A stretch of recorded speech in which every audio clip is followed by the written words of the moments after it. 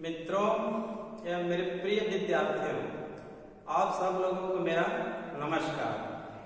आज हम पढ़ेंगे 12वीं बायोलॉजी के अंतर्गत एक नए चैप्टर का नाम है बायोटेक्नोलॉजी।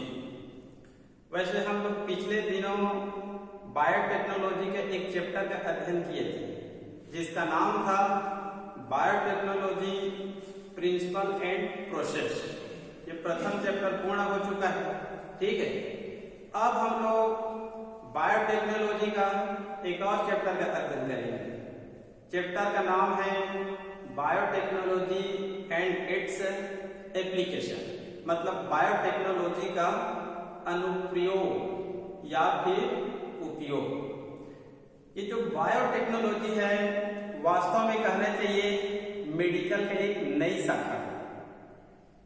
जेनेटिक इंजीनियरिंग या बायोटेक्नोलॉजी या gene therapy, gene cloning, recombinant DNA technology, इनको 4-5 नामों से जाना जाता है और इनका शाब्दिक अर्थ होता है जीनों में काट छांट करना, जीनों में हेराफेरी करना, अवांछित जीन को बाहर निकालना, संक्रमित जीन को बाहर निकालना, अच्छे गुण वाले जीन या डीएनए को प्रविष्ट कराना। और कुल मिलाकर कहना चाहिए एक अच्छे डीएनए का क्या करना है, हमको निर्माण करना है। उस अच्छे डीएनए को ही क्या कहा जाता है, रिकम्बिनेंट डीएनए या काइमेरिक डीएनए। इतना तो हम लोग पिछले चैप्टर में पढ़ लिए थे। अब ये जो जेनेटिक इंजीनियरिंग है, बायोटेक्नोलॉजी है, ये मेडिकल का कहना चाहिए आधुनिक शाखा है जिसमें सिर्फ किस पर विशेष रूप से फोकस रखा गया है, डीएनए या जीन। हम 5वें और 6वें यूनिट में भी कहना चाहिए डीएनए और जीन के बारे में पढ़े थे। वहां पर कहना चाहिए विस्तृत रूप से पढ़े थे डीएनए क्या होता है, आरएनए क्या होता है, डीएनए और आरएनए का प्रकार भी देखे थे, डीएनए किससे बना होता है, डीएनए का रेप्लिकेशन कैसे होता है, प्रोटीन सिंथेसिस कैसे होता है। ये सब हम लोग अध्ययन 5th और 6th चैप्टर में कर लिए हैं, ठीक है। तो कहने चाहिए हमारे शरीर जो मूलतः कहने चाहिए कोशिका से बना हुआ है। ये कहने चाहिए कोशिका का नामांकित चित्र है। कोशिका के अंदर भी क्या होती है, न्यूक्लियस होती है। न्यूक्लियस के अंदर भी क्या होती है, क्रोमोसोम होती है। और क्रोमोसोम में ही क्या पाई जाती है, डीएनए या फिर जीन पाई जाती है, ठीक है। इसको डीएनए बोल सकते हैं या फिर जीन। जीन कहने चाहिए डीएनए के क्या होता है, भाग होता है, ठीक है।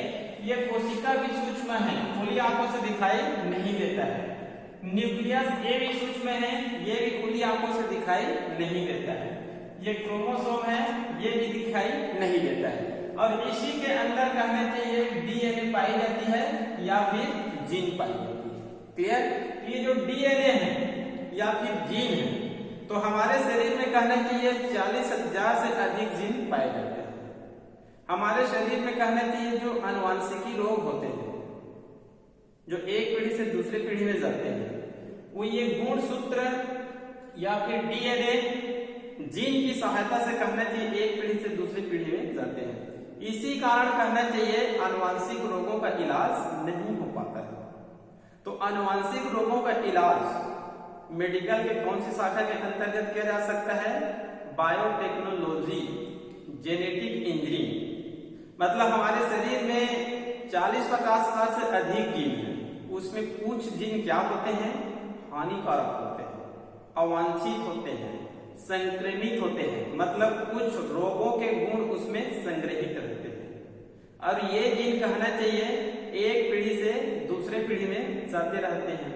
तो इसी कारण कहना चाहिए जो आनुवंशिकी रोग होता है, जेनेटिक डिसीज होता है, एक पीढ़ी से दूसरे पीढ़ी, दूसरे पीढ़ी से तीसरे पीढ़ी में निरंतर जाते रहते हैं और इसका कोई भी इलाज नहीं होता है। तो जेनेटिक रोगों का इलाज वर्तमान में अब संभव हो चुका।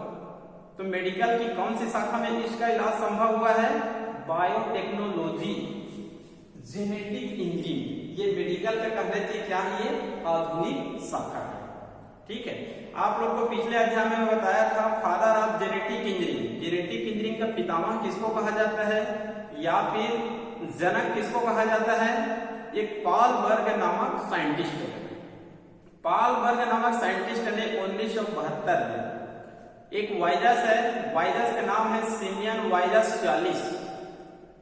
सिमियन वायरस 40 के जीन को अलग किए और लेमडा फेज की सहायता से ई कोलाई नामक बैक्टीरिया सेल में क्या किए थे?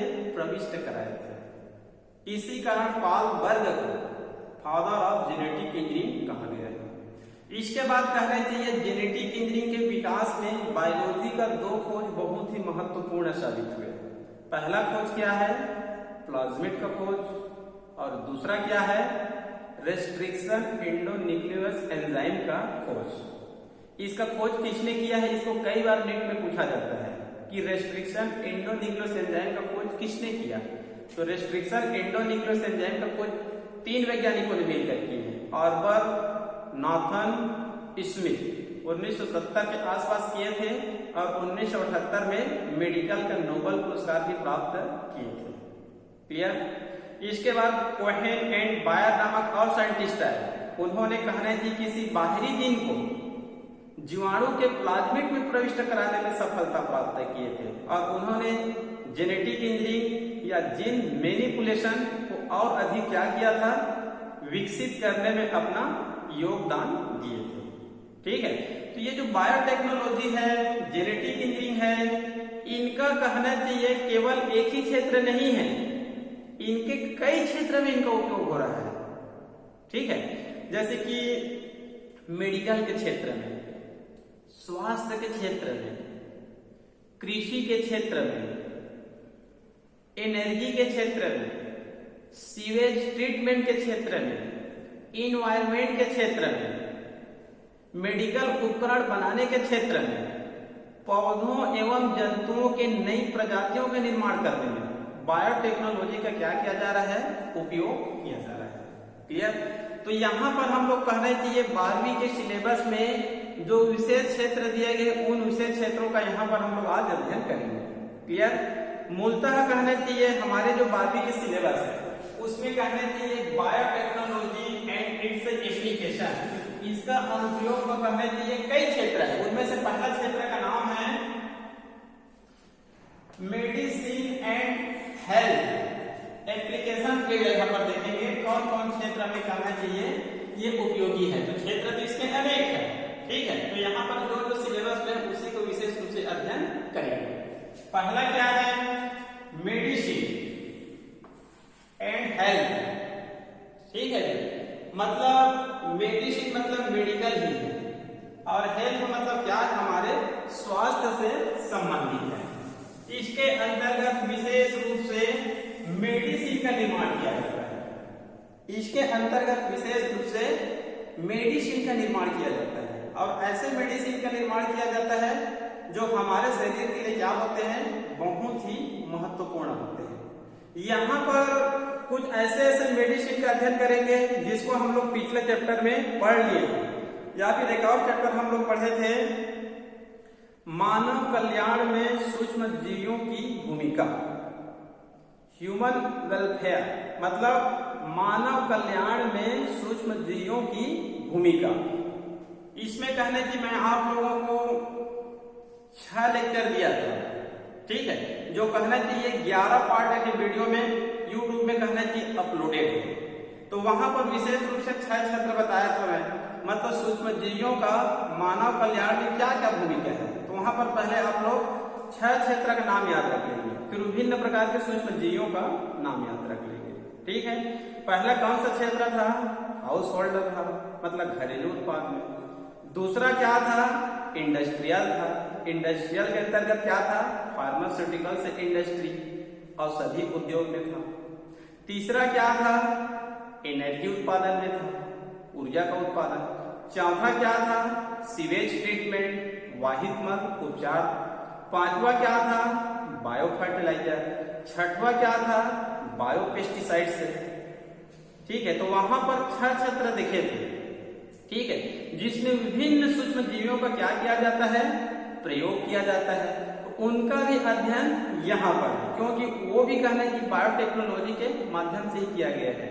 और पिछले चैप्टर में जो बायोटेक्नोलॉजी का कहना चाहिए, जो प्रथम चैप्टर है, उसमें भी हम लोग कहना चाहिए रिकम्बिनेंट डीएनए टेक्नोलॉजी देख लिए हैं। वहां पर विभिन्न कहना चाहिए वेक्टर का अध्ययन कर लिए हैं, विभिन्न मेडिसिन का अध्ययन कर लिए हैं। एक और चैप्टर का अध्ययन किए थे हम लोग, मतलब human health and disease, human health and disease, मानव स्वास्थ्य एवं रोग।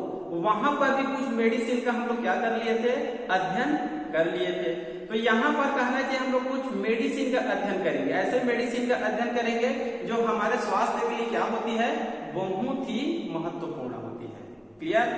तो पहले यहाँ पर मैं नाम लिख देता हूँ, उसके बाद इसका कहना चाहिए हम लोग वर्णन करेंगे।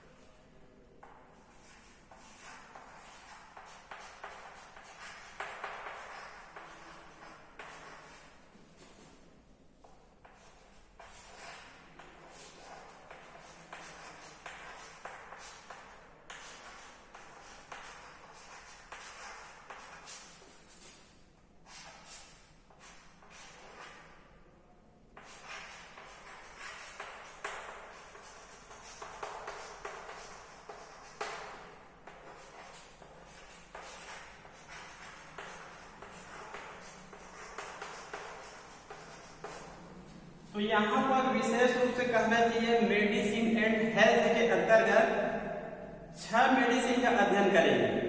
ठीक है, जिनका कहना चाहिए हमारे स्वास्थ्य में क्या होता है, उपयोगी होता है। क्लियर? पहला है यहाँ पर, पहले आप लोग 6 का नाम याद रखेंगे। ठीक है जी, यहाँ पर देखेंगे बायोटेक्नोलॉजी एंड इट्स एप्लीकेशन, इनके कई क्षेत्र है अनुप्रयोग का। उनमें से पहला क्या है यहाँ पर, medicine and health. Medicine and health के अंतर्गत इस 6 का आप लोग कहना चाहिए पहले विशेष रूप से नाम को याद कर लेंगे। क्लियर?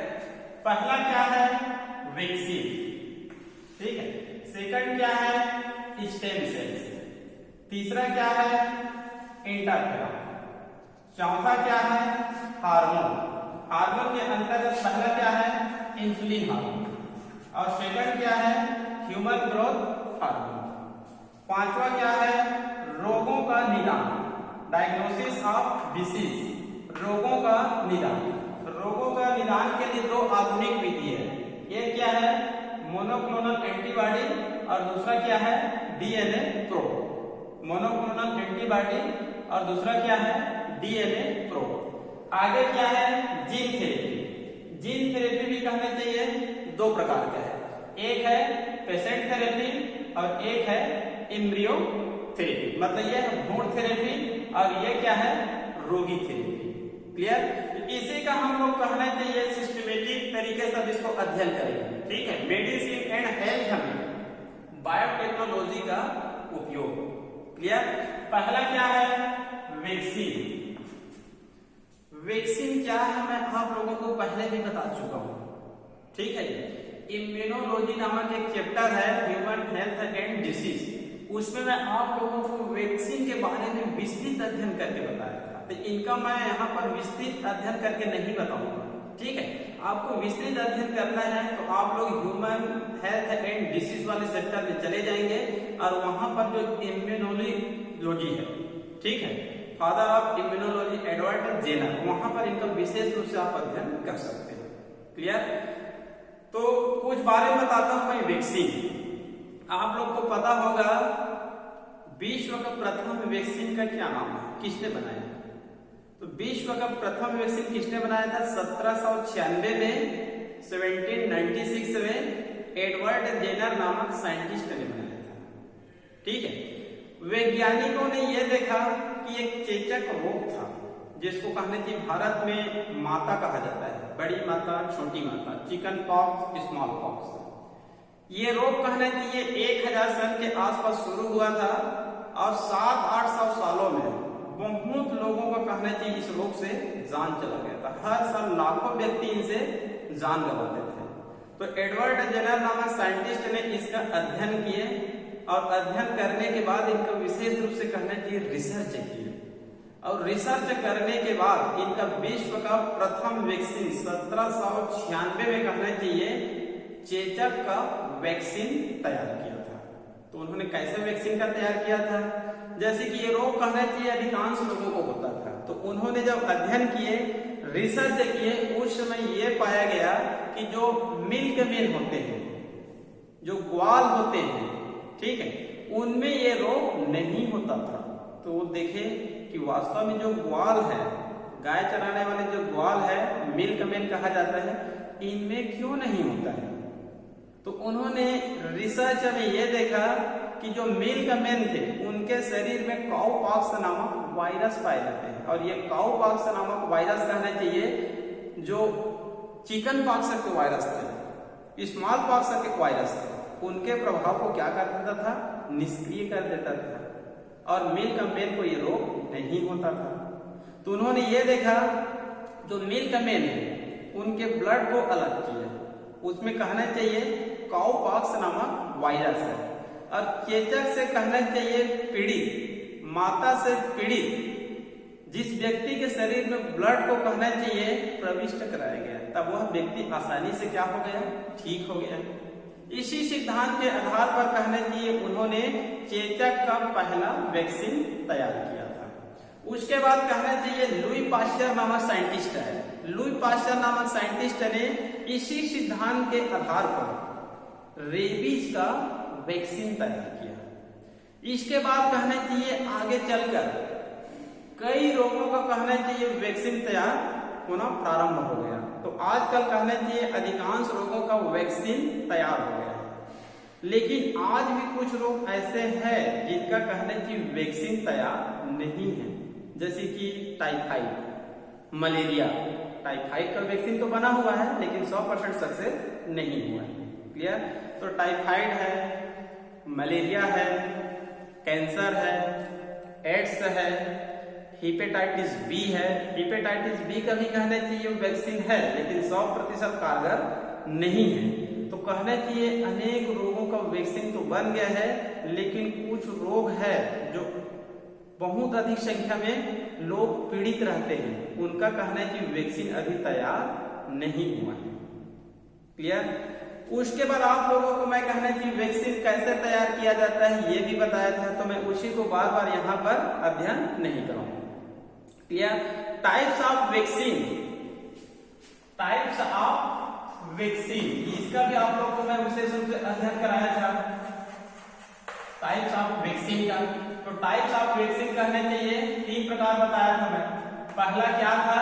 जो कहना चाहिए परंपरागत रूप से प्रयोग किया जाता है, ठीक है, परंपरागत तौर पर कहने से जो वैक्सीन प्रयोग किया जाता है उसी को परंपरागत वैक्सीन कहा गया है, ठीक है। सेकंड क्या था? शुद्ध एंटीजन वैक्सीन था। क्या था?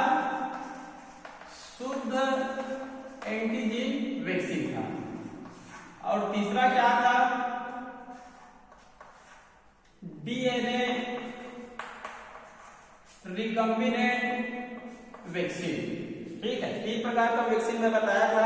पहला क्या है, जनरली तौर पर जो वैक्सीन प्रयोग किया जाता है उसको हिंदी में परंपरागत वैक्सीन कहा जाता है। इसके अंतर्गत में आप लोगों को 2 वैक्सीन बताया था। एक क्या था, लिविंग, और दूसरा क्या था, इनएक्टिवेट। ठीक है, लिविंग के अंतर्गत कहना चाहिए समस्त जो वायरस जनित वैक्सीन होते हैं वो लिविंग वैक्सीन कहलाते हैं। ठीक है, मतलब वायरस रोग को दूर करने के लिए जो वैक्सीन बनाए जाते हैं उसको हम लोग किस विधि से बनाए जाते हैं, फिर किसके अंतर्गत रखते हैं, लिविंग वैक्सीन। दूसरा होता है इनएक्टिवेट वैक्सीन। इनएक्टिवेट वैक्सीन अधिकांश किसके लिए होते हैं, बैक्टीरिया जनित रोगों के लिए होते हैं। क्लियर। तीसरा क्या था, शुद्ध एंटीजन वैक्सीन। इसके अंतर्गत इसको लिविंग या फिर इनएक्टिवेट रूप में नहीं बनाया जाता है। इसको बनाया जाता है जब कोई भी व्यक्ति जब वो रोगी हो जाते हैं किसी रोग से, तो उनके शरीर में कहना चाहिए नेचुरली तौर पर कहना चाहिए जो एंटीबॉडी बनती है उसी को क्या कहा जाता है, शुद्ध एंटीजन वैक्सीन। तीसरा होता है रिकम्बिनेंट डीएनए वैक्सीन या फिर डीएनए रिकम्बिनेंट वैक्सीन। ठीक है, रिकम्बिनेंट डीएनए वैक्सीन या फिर डीएनए रिकम्बिनेंट वैक्सीन ये आधुनिक वैक्सीन है। ये भी कहना चाहिए आप लोगों को मैं 2 प्रकार बताया।